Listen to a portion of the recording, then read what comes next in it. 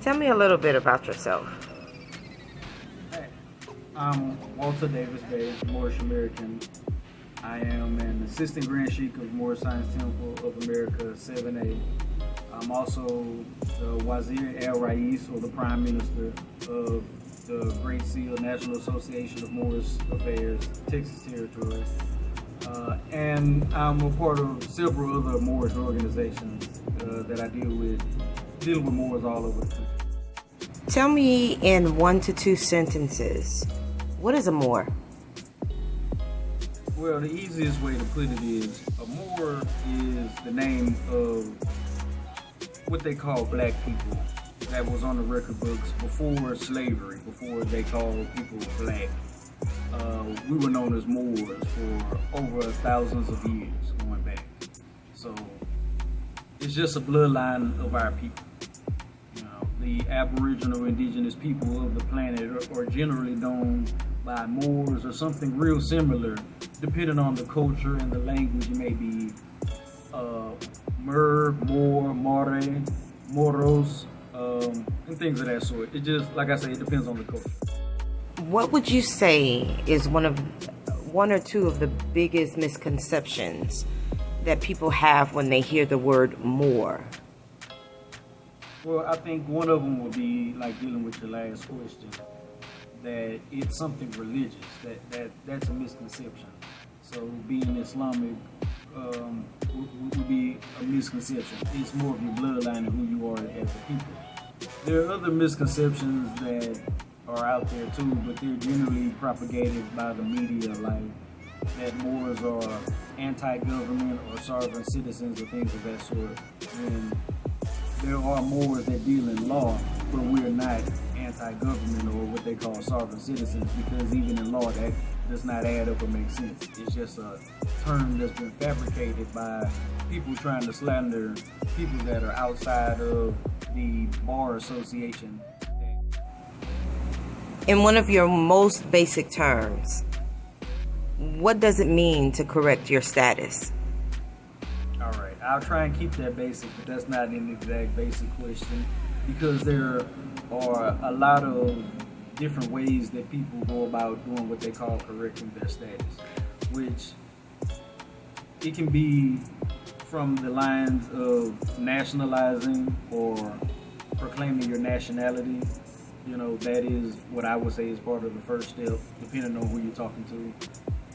But it also deals in what you would call estate planning, which estate planning, one of the things that they do on the higher end, people that have uber wealth, is they go get different nationalities or try and be outside of the jurisdiction of the United States when it comes to things as far as foreign passports, paying taxes, or avoiding taxes, because tax evasion is illegal, but tax avoidance is not. So that's one of the things that they're doing, and setting up trust and other entities, LLCs, things of that sort, to hold property so it's not in your name. All of these things kind of fit in with what they call status correction, and people think about it from the side of some of the benefits that you get from it, like not paying taxes, traveling freely, things of that sort. Why is it so important as quote-unquote black people to correct your status? All right, that's a great question. All right, and there's a couple answers to that, but one of them is properly identifying yourself legally, because according to the Dred Scott case, basically it says that no person of African descent can be a citizen of the United States.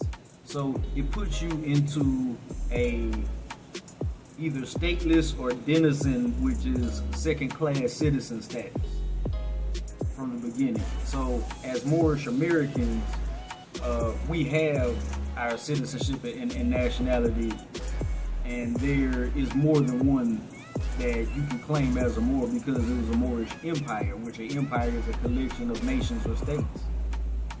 And that, along with some of the implications that come along with being a U.S. citizen that are encumbering, like tax and things of that sort, or the other side of it, which is why I was saying even the uber wealthy do what they call estate planning, which is getting their nationality outside of the United States jurisdiction, holding property elsewhere not in their name so it's not tax liable and things of that sort. While we're talking about correcting your status, can you tell us why is law so important to us as Moors? Well, law is what protects people in general.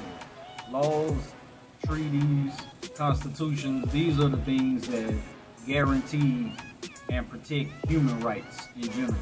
So as black people, we're not really covered under the law because there were laws that have been never overturned, a lot of them Negro laws,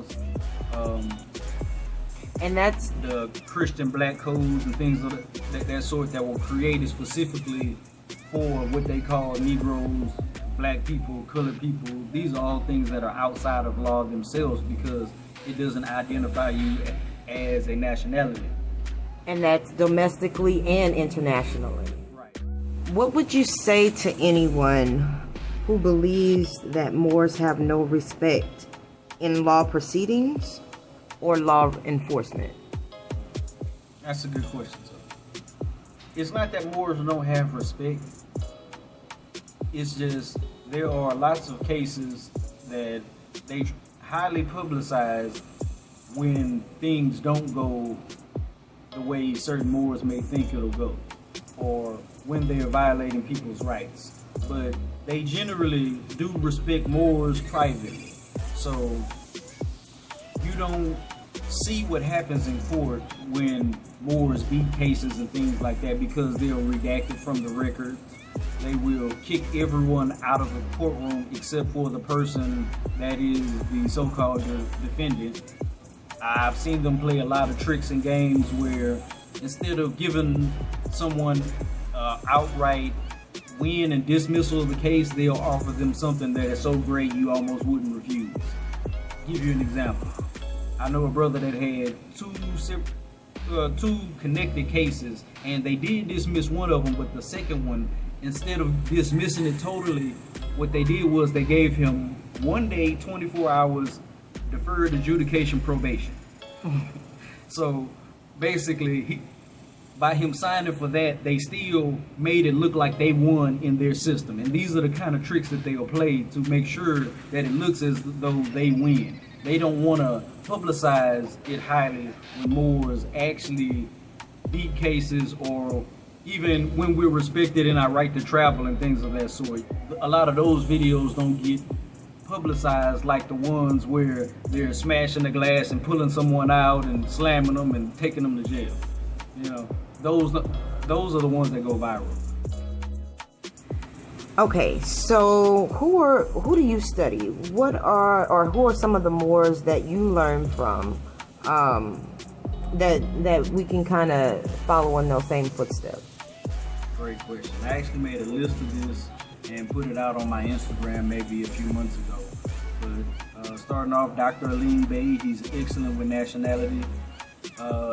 Dr. Inky Sangrail, or Dr. Inky, or Minister Inky, some people know him by, he's excellent with health. Jonah Bey, excellent with commercial law. Asir the Duke of Tears, that brother's real good with history and things of that sort. The Miracle Society, Mansa the Moor, that's another one that's real good in law. Yusaville, real good in commercial law. A lot of people love that brother, I know as well. Dr. Yafa Bey, it's a sister. She's very, very sharp, one of the best that we have in this Moorish movement, and not enough sisters follow her, so that's a real good one for y'all to look up. Cosmo L, he's a merchant Moor out of California, real good brother, real good with temple information, as well as trade, commerce, and he has a printing company or publication company. C. Freeman L, he's an elder. Only saw old videos of him on YouTube. but real sharp in a lot of areas.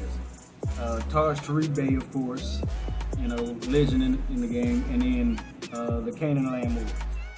More and more we're seeing people from the entertainment industry starting to drop hints that correlate with what Moors are discussing. So not too long ago, we saw a clip where T.I. mentioned something to the effect, I'll see if I can find the clip, but he mentioned something to the effect that we need to come together as a nation or have a nationality. Which sounds very familiar to what the Moors are talking about. Can you elaborate on what he was trying to say in that clip? Correct, yes. Well, that's where our collective remedy or answer to our problems comes, is as a nation. Because as African Americans, Negroes, blacks, or colors, that's not a nation.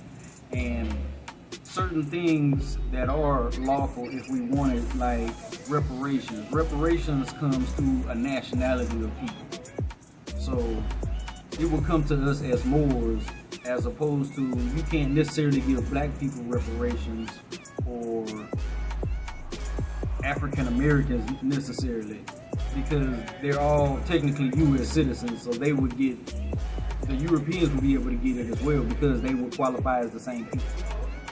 It's only when we're set apart as a distinct people or nationality, like you were saying, is where we would come up with our collective remedy. Islam? With that being said, what do you believe to be the collective remedy for black folks, descendants of slaves, Moors, right, Hebrew Israelites? What do you believe to be the collective remedy as a people? Gotcha.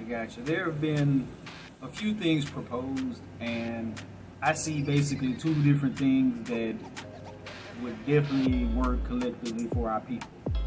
And it's generally being pushed out by Moors. Now, the first way would be the way the Prophet Noble Drew Ali set forth when he was telling our people to basically go into government and he was actually getting people voted into office while he was around, before COINTELPRO and the FBI ended that and got into and infiltrated the movement. So if we were to collectively get our people in a city where we had the mayor, governor, or not the governor, but the city councils, the comptrollers, everyone, the sheriffs, chiefs of police, all of those people that are elected by us, that are Moorish Americans in their proper status, that are going toward our same goal, which would be essentially like what one of our brothers had suggested years ago but never got off the ground. Our brother Lord Abel, who's not in the movement anymore, suggested a Moorish American party. It would take that to integrate into the system as one of our collective remedies to be able to be strong enough to stand, to make a difference. But I also see it from the perspective of a lot of our people who want to branch off and basically get our own allodial land and start a city, where instead of having to vote in all these people from the outsiders and get Europeans and even black people who may be Democrats, get all of them to come to our side, our people come together collectively and start a city with all of these things already in place and getting it started from that way. Now that will take a lot of building from the ground up, but it would come to the exact same effect as if we were to integrate into a city and basically take over in that manner. Okay, so if I'm here in the Houston area and I just wanted to learn more about the Moorish movement, about who we have here in the city, I'm sure you guys have a lot more than we can even start to cover in this interview, but where are the meetup spots and who's around, who can we talk to, where can we meet, type deal? Absolutely. Well, we have our temple classes and astrology classes at the Water Tree location on Martin Luther King, MLK. So on Fridays 7 to 9 and Saturdays 6 to 8 is when we meet up here locally. There are other times when Moors meet up personally as well during and throughout the week. So you could definitely reach out to me because there are probably about 50 Moors all over Houston alone. And you can reach me at Walter Bay, 7 Moor, M-O-O-R, at gmail.com. And I can further direct you if you're in this area to people that can meet up with you locally as well as when we're meeting up for our temple and astrology classes. Okay, if anybody wanted to get in contact with you directly, can you drop all of your social media, Instagram, Facebook, Twitter if you have one, or how can we just reach you if someone wanted to do a consultation or just have additional questions? Sure, no problem. One of the easiest ways to reach me is through email. That is Walter Bay, 7 Moor, M-O-O-R, at gmail.com. I'm also on Facebook, Walter Bay, on Instagram, It's Walter Bay 7 Moor, I believe. I recently joined TikTok. And anywhere else that you might be that you may be able to find me, I'll either be under Walter Bay or Walter Davis Bay, including my YouTube under Walter Davis Bay, where I have classes or videos that I've been teaching when it comes to remedy for 4 going on 5 years now, and I have classes on Patreon.com. I want to say /Walter Bay 7 Moor. Where I have lectures where I go further in detail on things that I can't teach about publicly on YouTube because they'll cut me off and demonetize and things of that sort. Where I do all my private teachings on Patreon, and it's more class and lecture style for people that are really trying to learn and getting into the deeper things when it deals with the status correction and things of that sort. Islam?